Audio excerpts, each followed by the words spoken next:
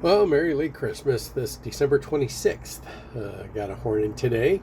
Um, I guess you can call it an unboxing, but it's more like a presentation because I already unboxed it and I already unwrapped it. And I bought this off an auction site, and I wasn't sure what it was. I knew it was a Conn, but sometimes the pictures shown aren't really thorough, nor do they give you an indication of what the horn is or when it was made or what the model number is.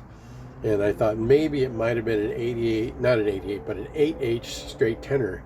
But as it turns out, it's not. So let's take a look. It came in this really beat up case, but obviously this is a vintage 1950s Conn case. It's a wood case and it's got the rounded corners. It's got the nice Conn logo on it, latches, leather wrapped handle. So we're gonna open it up. The slide was wrapped but laying on top of the bell, and this bell looks pretty tortured. Lots of, almost like hand hammered. This would be from the beating it gets from mutes, and it's all scratched up. So this is like mute beaten textured horn.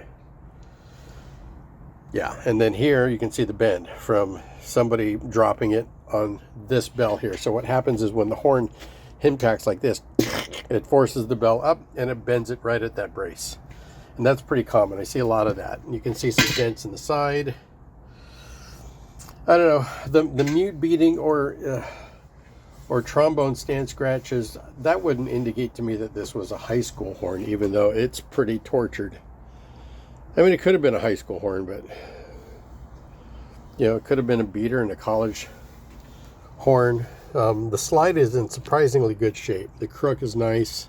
It's not caved in. There aren't dents anywhere. Of course, it's missing the rubber stopper. The outer the side of the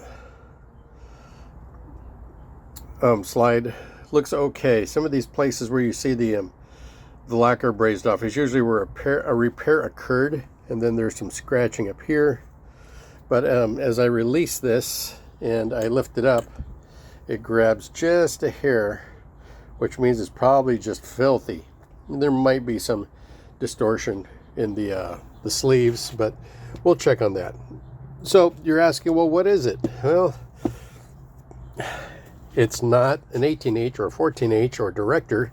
It's not a 6H. It's too big to be a 6H, and it's too small to be an 88H. We got the nice bell design here. The bell design here reminds me of the 4H. You know, with those angular etches up at the top. But if you look here, it says flat out Elkhart. So this is an Elkhart era Conn. And this is not the flowery organic design of a 6H. So it does look a little bit like an 88H. I mean an 8H, but it isn't. Okay, so the serial number places this at 1959, which is clearly Elkhart. And then what we see here is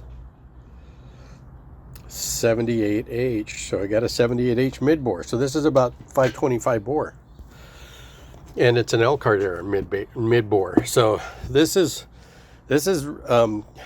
primarily a jazz horn, which would, you know, stand to reason from the beating it's been getting, and the torture on the case. It might have been. I just trying to, you know, I'm not Columbo or any kind of a Perry Mason showing my age here in terms of detective work. But it's a well-used case. It was a well-used horn.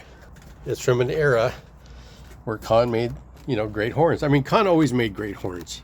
So that's what we got today. Stay tuned for the process of refurbishment. This is going to get refurbished. Probably going to take the horn apart and de-dent every nook and cranny of the horn. Most of the lacquer is not going to be good once I get into the de-denting, because it's going to crack all the lacquer. So most likely I'm going to be stripping it, and the lacquer seems pretty thin as it is.